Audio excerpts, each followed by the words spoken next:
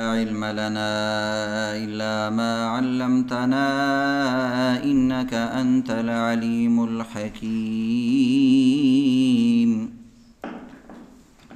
أعوذ بالله من الشيطان الرجيم. بسم الله الرحمن الرحيم.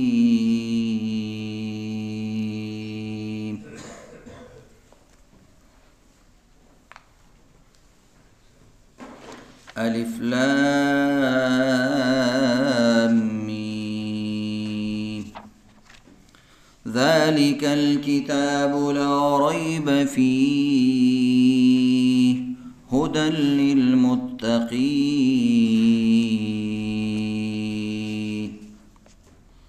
سورة بقرہ آیت نمبر 2 پہلا پارا.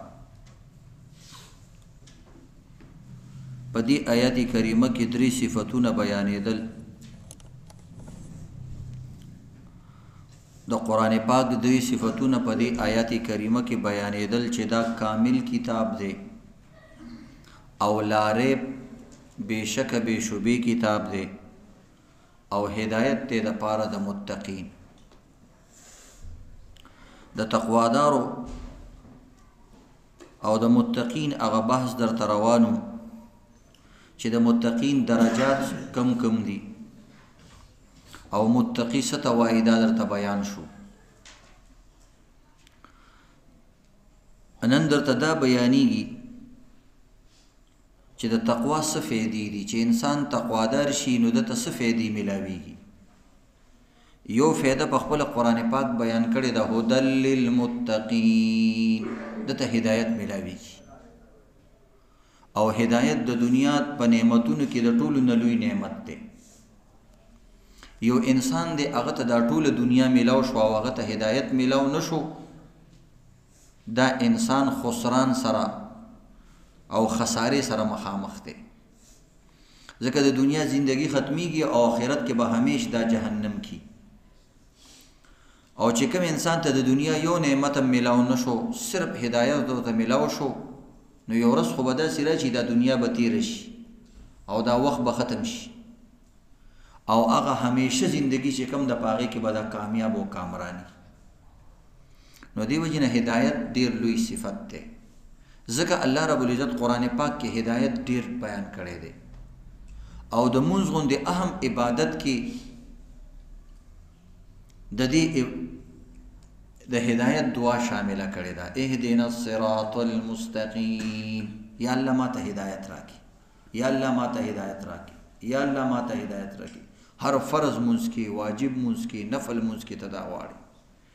نو هدایت ډیر لوی چیز دی. اوس په قرآن کې د قرآن د هدایت څه فایدې بیان شوي دي. یو انسان خو بعضې فایدې بیانوي د دې شي دا فایده ده، دا فایده ده، دا فایده ده. هغه فایده به وي یا به نه. د هدایت الله چې کومې فایدې بیان کړي دي نو هغه قرآن کې بیان شوي دي. نو یو فایده پکې دا وه چې متقینو ته د متقینو له الله رب العزت هدایت ورکوي. چې کوم تقوادار خلک هدایت هر چاله نه ورکوي. او بل عزتمندو د دې نه علاوه نورې فایدې دي چې کوم انسان متقی وي هغه ته د الله مینه حاصلېږي. هر انسان دا غواړي چې ما سره الله مینه وکړي، بلکې د هر انسان دا غواړي چې ما سره مور او پلار مینه وکړي او ما سره چې کوم دی د علاقې خلک او ډیر خلک ما سره مینه وکړي. یو انسان هم دا نه غواړي چې زه د خلکو په نظر کې پرېوځم. دا مینه او محبت یو داسې چیز دی چې دا انسان له خوند ورکوي.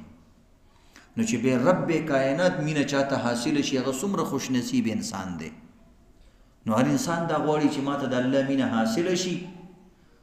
نو دې دپاره قرآن پاک کې الله وایي ان الله یحب المتقین. زما مینه محبت چې کوم دی متقینو سره دی. ته تقوا اختیار کړه، زما مینه به درته حاصل شي.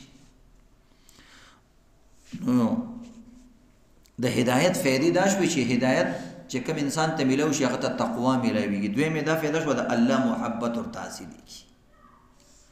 د الله د محبت د حصول ذریعہ هغه تقوا ده. څومره چې ته تقوا دین کې راولې، پرهیزګاري ځان کې راولې، نو الله مینه تا سره زیاتیږي. انبیاء سره د الله مینه ولې زیاته وه؟ د هغوی کې تقوا زیاته وه. صحابو سره بیا د الله مینه ولې زیاته وه؟ هغوی سره تقوا زیاته وه. او هغوی کې څومره تقوا وه دا به درته درس اخره کې یو دوه درې واقعات په دې بیانېږي. ځکه د الله مینه حاصله شوه. که یو انسان وایي زه پیغمبر خو معصوم و ځکه الله ورسره مینه وه. معصوم مطلب هم دا دی متقي. د معصوم مطلب دا دی د ګناهونو نه پاک انسان. د دې مطلب د معصوم. نو پیغمبر د ټولو نه لوی تقواداري. نو صحابه کرام خو معصوم نو کنه، بیا هم صحابه کرام تقوا اختیار کړې وه ځکه الله کامیاب کړه. نو د الله د مینې ذریعه هغه تقوا ده، هغه هدایت دی د تقوا ده. بل عزتمندو د تقوا فایده څه ده؟ درېمه فایده ده النصرت. د الله امداد دې سره حاصلېږي. نن تاسو ګورئ عزتمندو مسلمانان ډیر دي، ملکونه ډیر دي، خو نصرت خداوندي ورسره نشته. ځکه د هر یو څیز دپاره خپل شرایط وي او طریقې، چې هغه شرایط او طریقه باندې ته چلیږي نو هغه شی تعالی فایده درکوي، ګینې نه درکوي. یو انسان موټر دی وایي تیل پکې ناچوم زما موټر دی، کاچوم واچوم که ناچوم ناچوم نو نه به چلی.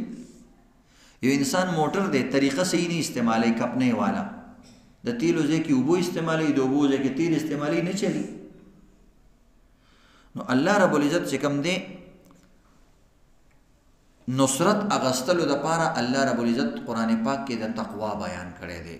قرآن پاک یو آیات کې راځي سورہ نحل، ان الله مع الذین اتقوا، اللہ کی معیت ان کو حاصل ہوتی ہے جو تقوادار ہوتے ہیں. دا الله معیت هغه چاته سي چې تقوادار، ځکه چې تقوادار نه یو ګناهونه نه کوي نو بیا خو د الله رب العزت دشمن یو درجه مختلفو درجه، هر ګناه الله سره دشمنی ده یو قسم. نو چې ته وایې د الله دشمن میم او الله دې ما سره مدد وکړي نو دا چېرته کیدی شي؟ دا د کوم دنیا قانون دی چې دشمن سره خلک مدد کوي؟ دا خو بین الاقوامي قانون دی چې دشمن خلک وجني، دشمن نه نفرت کوي، دشمن سره جنگ کوي، دشمن له نقصان ور کوي. دا خو رب کریم اوسم ډیر زیات صبر کوي مونږ ته او ډیر رحمت مونږ باندې راکوي چې مونږ د الله په دشمنۍ باندې یو الله بیا مونږ له څیزونه راکوي. او مسلمانانو عقیدې له او د دې دین له بیا عزت ورکړی دی او دا ټوله دنیا مسلمانانو ملکونو پورې لګېدلې ده چې د دوی نه دا ملک څنګه والو، حالانکې هغوی سره هر څه شته خو د دوی نه یېرېږي او په دوی باندې دا نه پیرزو کېږي. دا یو عزت دی زمونږ دا ځایونه او دا ملکونه او دا څیزونه هغوی ته د عزت ښکاري. نو د الله د نصرت ذریعه څه شی دی؟ تقوا. د الله د محبت ذریعه څه شی دی؟ تقوا. د الله د هدایت ذریعه څه شی دی؟ تقوا. دا هغه خبرې دي چې دا قرآن په خپله بیان کړي دي. دا یو عام څه د مولا بیان نه دی، ما درته آیاتونه وویل. 4 نمبر حصول الولایه. که یو انسان دا وایي چې زه ولی جوړ شم، دا د هر انسان چاهتي چې زه ولی جوړ شم. ولی منه د الله خاص دوست. د هر غټ انسان دوستی خلق خوښوي، نو د ټولو نه غټ ذات هغه د رب کائنات دی، نو د هغې دوستی هر څوک خوښوي. نو اوس د الله دوستی څه میلاویږي؟ الله رب العزت هغه قرآن کې بیان کړی سورة انفال، ان اولیاءه الا المتقون. زما ولیان نه جوړیږي مگر متقین انسانان جوړیږي. پرهیزګار انسان زما ولی جوړیدی شي. نو معلومه شوه چې کوم انسان وایي زه د الله ولیم او هغه متقی نه دا ولی نه دی. ځکه عزتمندو هر سړی وایي زه ولیم. مختلف اولیاء دي، خلق د اولیاء په نوم مشهور دي. نو یو برای نام ولی وي، یو حقیقي ولی وي. د حقیقي ولی تشریح الله د آیات کې کړی، ان اولیاءه الا المتقون. ندی اولیاء مگر زما متقین خلق زما اولیاء دي. اوس یو سړی د پرتوګ نه چې یو زه د الله ولیمه وایي دا رسېدلی دی، مونږ بلکل رسېدلی دی خو جهنم ته بلکل رسېدلی دی، خو ځای دی غلط کړی دی. تاسو یقین وکړئ بربند خلک دي او خلک ورته د اولیاو نسبت کوي. نو چې کوم انسان بربند ګرځي دا متقي دی نه.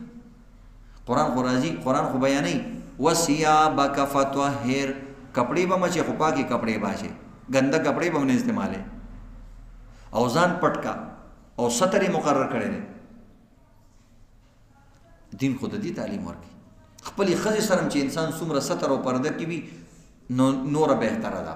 پاتې له پردو خلکو ته او خلک وي